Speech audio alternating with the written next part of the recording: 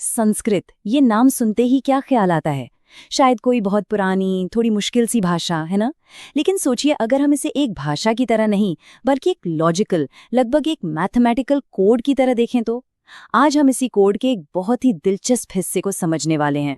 तो चलिए इस लॉजिकल स्ट्रक्चर को समझने की शुरुआत एक छोटी सी पहेली से करते हैं। ये पहेली हमें सीधे इसके नियमों की दुनिया में ले जाएगी।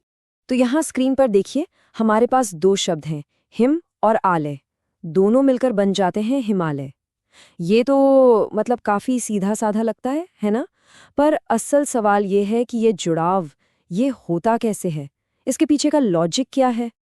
अच्छा, अब जरा इस दूसरे एग्जाम्पल को देखिए। सुधि और उपास्यः, ये दोनों मिलकर सुध्योपास्यः कैसे बन गए? यहाँ तो देखिए, एक अक्षर एकदम बदल ही गया और दूसरा जैसे गायब सा हो गया। ये क्या कोई जादू है? नहीं, ये जादू नहीं है, बल्कि इसके पीछे एक बहुत ही सटीक नियम काम कर रहा है। और हमारी इस पहेली का जवाब है संधि। जी हाँ, ये कोई मैजिक नहीं, बल्कि संस्कृत ग्रामर का एक फंडामेंटल रूल है, एक ऐसा कोड जिसे आज हम क्रैक करने वाले हैं। तो ये संधि है क्या? सीधी सी भाषा में कहें तो ये है आवाज़ों के जुड़ने की कला, साउंड ब्लेंडिंग। मतलब जब दो साउंड्स एक दूसरे के बहुत बहुत ज्यादा पास आते हैं तो वो आपस में मिल जाते हैं, बिल्कुल वैसे ही जैसे दो नदियां मिलकर एक हो जाती हैं। और जानते हैं महान ग्रामर एक्सपर्ट पाणिनि ने इसे कैसे डिफाइन किया? उन्होंने कहा, परः सन्निकर्षः संहिता।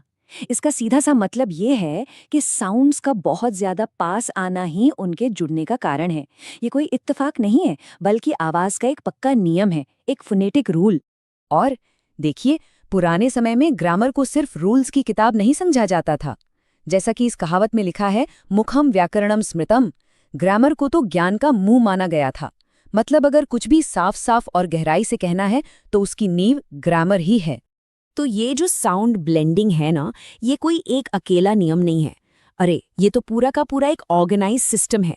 और इसे आसानी से समझने के लिए इसे कुछ मेन पार्ट्स में डिवाइड किया गया है। तो संधि के बेसिकली 3 टाइप है। पहला स्वर संधि, यानी जहां वाउल्स मिलते हैं। दूसरा व्यंजन संधि, जहां कॉन्सोनेंट्स में बदलाव आता है। और तीसरा है विसर्ग संधि, जो ह जैसी एक स्पेशल साउंड के बदलने से जुड़ा है। तो चलिए अपनी शुरू वाली पहेली को सॉल्व करने के लिए सबसे पहले वाले टाइप पर फोकस करते हैं, स्वर संधि। यहीं से हमें हमारे सवालों के जवाब मिलने लगेंगे। तो स्वर संधि का सबसे सिंपल रूल देखते हैं। नियम ये है कि जब अ की आवाज एक और अ की आवाज से मिलती है तो दोनों मिलकर लंबी आ की आवाज बन जाती है। सिंपल। तो इसी रूल को अप्लाई करते हैं। पुष्प के आखिर का अ और अर्पणी के शुरू का अ, ये दोनों मिलकर क्या बने? आ। और इसीलिए शब्द बना पुष्पार्पणी। है ना एकदम लॉजिकल? चलिए एक और रूल फटाफट देखते हैं। जब एक छोटी ई की साउंड एक बड़ी ई की साउंड से मिलती है तो रिजल्ट में हमेशा बड़ी ई की साउंड ही आती है। और इसी रूल की वजह से हरि और ईश मिलकर बन जाते हैं हरीश। तो पता चलता है कि ये सब एक प्रिडिक्टेबल पैटर्न पर चल रहा है, कुछ भी रैंडम नहीं है। अब मजे की बात यह है कि ये सारे नियम भाषा को मुश्किल बनाने के लिए नहीं बने हैं, बिल्कुल नहीं। इनका असली मकसद तो उच्चारण को, मतलब बोलने को, और ज्यादा स्मूथ, फ्लुएंट और पोएटिक बनाना है। एक तरह से कहें तो ये एफिशिएंसी और खूबसूरती का एक कमाल का कॉम्बिनेशन है। और संधि की ये जो खूबसूरती है, ये तो बस एक छोटा सा हिस्सा है। चलिए अब जरा एक स्टेप पीछे लेते हैं और उस पूरे के पूरे ग्रामर सिस्टम की ब्रिलियंस को देखते हैं, जिसका संधि बस एक चैप्टर है। इस टेबल ऑफ कंटेंट्स को देखिए, साफ पता चल रहा है कि संधि तो बस पहले कुछ चैप्टर्स में से एक है।